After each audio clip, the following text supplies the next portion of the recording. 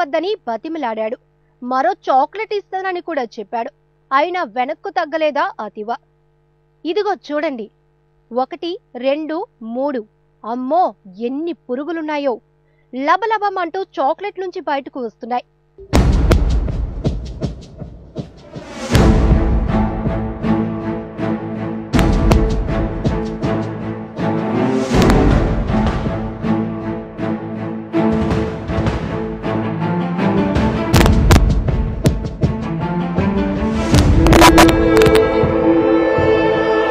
ఇది చూస్తే ఎవరైనా క్యాడ్బరీ చాక్లెట్ తింటారా?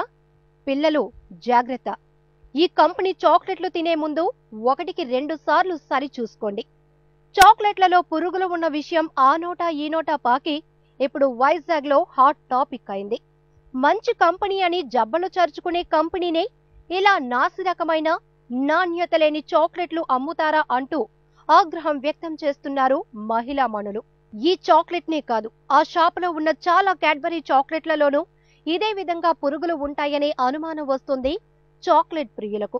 ఇప్పటికైనా అధికారులు ఈ విషయంపై దృష్టి పెట్టి నాణ్యత లోపించిన తినుబండారాలను అమ్మిన కంపెనీలపై చర్యలు తీసుకోవాల్సిన అవసరం ఎంతైనా ఉంది.